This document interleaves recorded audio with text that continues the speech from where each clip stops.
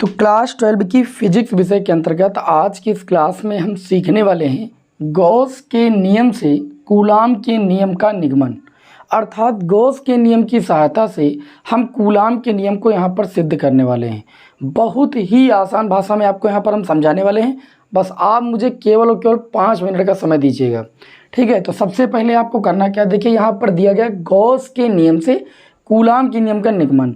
Gauss का जो नियम है वो एक बंद पृष्ठ के लिए लागू हुआ, ठीक है। और उसमें ये बताया गया कि जो बंद पृष्ठ से होकर गुजरने वाला कुल वैद्युत फ्लक्स होता है वो उस बंद पृष्ठ के अंदर उपस्थित कुल आवेश का 1/ε0 गुना होता है।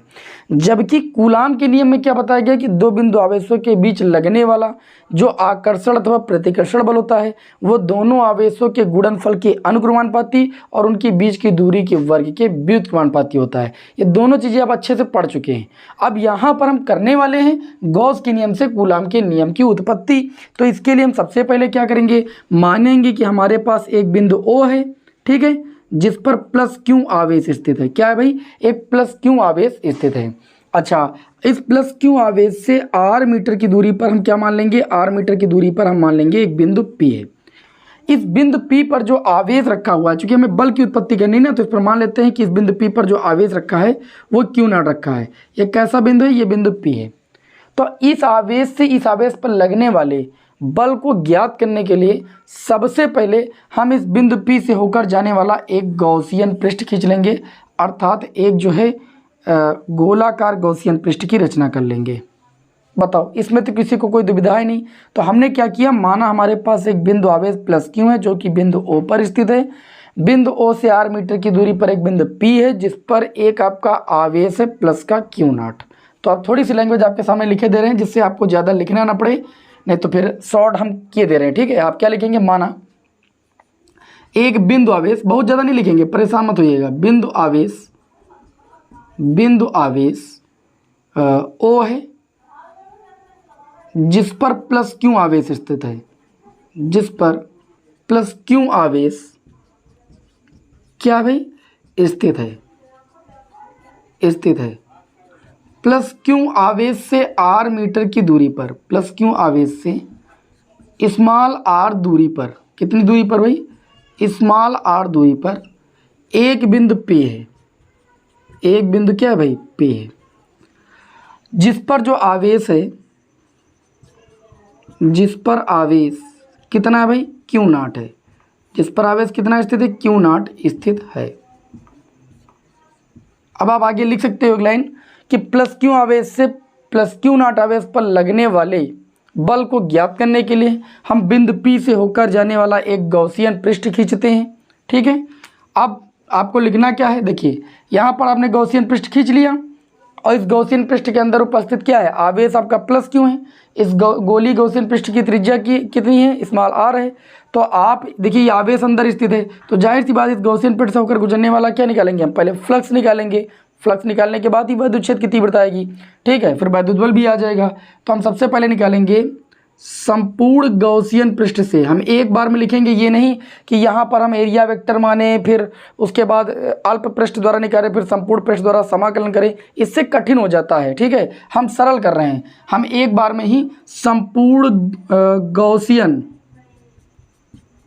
गॉसियन पृष्ठ से होकर गुजरने वाला क्या निकालेंगे भाई, वैद्युत फ्लक्स, होकर गुजरने वाला वैद्युत फ्लक्स।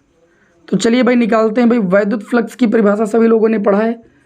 कुल वैद्युत फ्लक्स हो जाएगा फाई ई बराबर क्या होता है, आप लोग बताइए। तो आप कहेंगे कि वैद्युत फ्लक्स बराबर होता है ई इंटू में ए इंटू में क्या होता है, कॉस थीटा। जहाँ जो कॉस थीटा, जो थीटा वैल्यू होती है वो वैद्युत क्षेत्र की तीव्रता और क्षेत्रफल वेक्टर के बीच बना कोण होता है।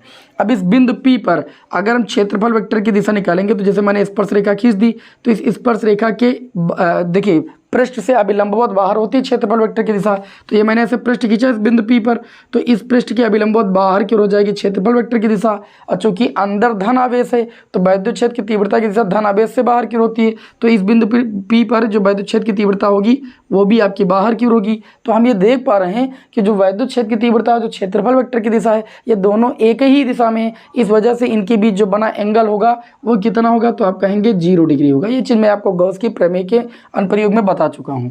तो लिखेंगे चूंकि थीटा बराबर 0 डिग्री, तो यहाँ से जो फाई ई आ जाएगा वो कितना आ जाएगा, ई इंटू में ए, क्योंकि यहाँ पर कॉस 0 हो जाएगा, कॉस 0 की वैल्यू 1 होती है। जहाँ ध्यान दीजिएगा जो आपका ई है वो तो वैद्युत क्षेत्र की तीव्रता है, जो ए है वो इस संपूर्ण गॉसियन पृष्ठ का क्या है, क्षेत्रफल है। और चूंकि इसकी त्रिज्या कितनी है, आर है, चूंकि ये गोली है तो गोले का जो क्षेत्रफल होता है कितना होता है भाई, 4 पाई आर स्क्वायर होता है। तो ए के स्थान पर वैल्यू रख देंगे, तो यहाँ से आपको कितना मिल जाएगा, आपको मिल जाएगा फाई ई बराबर ई इंटू में ए के स्थान पर रख देंगे 4 पाई आर स्क्वायर, कॉस 0 की वैल्यू 1 हो जाएगी। परंतु तब गॉस की प्रमेय से हम क्या जानते हैं, गॉस की प्रमेय से हम सभी लोग जानते हैं कि जो फाई ई का मान होता है वो कितना होता है, Q upon epsilon not. Gaussian पृष्ठ के अंदर जो आवेश रखा है उसका 1 अपान एप्सिलॉन नॉट गुना होता है। तो ये गॉसियन पृष्ठ था, इस पृष्ठ से होकर गुजरने वाला मैंने वैद्युत फ्लक्स निकाला भाई। अब ध्यान दीजिएगा यहाँ पर जो फ्लक्स होता है गॉस की प्रमेय से वो क्यू अपान एप्सिलॉन नॉट के बराबर होता है।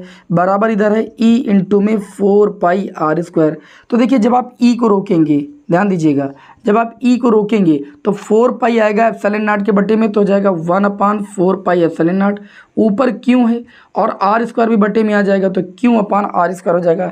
इस तरीके से वैद्युत क्षेत्र की तीव्रता आ गई आपकी, ठीक है। अब वैद्युत क्षेत्र की तीव्रता आई, लेकिन हमने क्या कहा, प्लस क्यू से प्लस क्यू नॉट आवेश, अगर एक आवेश कुछ दूरी पर स्थित होता है उनके बीच बल भी तो कार्य करता है, ठीक है। तो वैद्युत क्षेत्र की तीव्रता है, तो वैद्युत क्षेत्र की तीव्रता की वजह से या वैद्युत क्षेत्र की वजह से क्या कार्य करेगा, बल कार्य करेगा, ठीक है। तो अब हम लिखेंगे, क्या लिखेंगे, इस आवेश पर, किस आवेश पर, क्यू नॉट आवेश पर, क्यू नॉट आवेश पर कार्य करने वाला बल, कार्य करने वाला बल किसके कारण बल कार्य करेगा भाई, वैद्युत क्षेत्र के कारण कार्य करेगा। तो हम जानते हैं वैद्युत क्षेत्र की तीव्रता में ई बराबर आप लोगों ने एफ अपान क्यू नॉट पढ़ा है, पढ़ा है कि नहीं पढ़ा है। जहाँ क्यू नॉट होता है आवेश, एफ होता है क्यू नॉट आवेश पर लगने वाला बल, ई होता है वैद्युत क्षेत्र। तो बल एफ बराबर कितना हो जाएगा, तो आप कहेंगे ई इंटू में क्यू नॉट, गुणा कर लीजिए तो एफ बराबर ई क्यू नॉट आ जाएगा। ई की वैल्यू रख दीजिए, जो ई की वैल्यू इसको समीकरण 1 मान लीजिए। ई का मान रखने पर, क्या रखने पर भाई, ई का मान रख देंगे। चलिए ई का जब मान रख देंगे तो ये आपका आ जाएगा F equal to 1 upon 4 pi epsilon naught, और कितना है भाई, क्यू अपान में आर स्क्वायर आपका ई का मान है, लेकिन इनटू में यहाँ कितना क्यू नॉट, तो इनटू में क्यू नॉट लिख देंगे। अभी देखिए बल का व्यंजक आया, बल बराबर 1 upon 4 pi epsilon naught Q naught upon R square, और यही क्या है, आप कहेंगे यही कूलाम का नियम है। तो इस तरीके से गॉस की प्रमेय से क्या मैंने किसकी व्युत्पत्ति कर दी भाई, कूलाम के नियम की व्युत्पत्ति कर दी। तो यही कूलाम का नियम है, यही आपको करना था। सिंपल शब्दों में सबसे पहले आपको एक प्लस क्यू आवेश लेना था, उससे आर दूरी पर एक बिंदु पी लेना था, और उस बिंदु पी से होकर गुजरने वाला गॉसियन पृष्ठ खींचना था, गॉसियन पृष्ठ से होकर गुजरने वाला वैद्युत फ्लक्स निकालना था। फ्लक्स से वैद्युत क्षेत्र की तीव्रता आ जाती है, उसके बाद क्यू नॉट आवेश पर कार्य करने वाला बल एफ बराबर ई क्यू नॉट, बस आपका बल का व्यंजक आ जाएगा भैया। तो हमें उम्मीद है कि आप सभी लोगों को ये डेरिवेशन अच्छे तरीके से समझ में आया होगा। नेक्स्ट क्लास में हम आगे के प्रश्नों के साथ आपको मिलते हैं। जय हिंद, वंदे मातरम।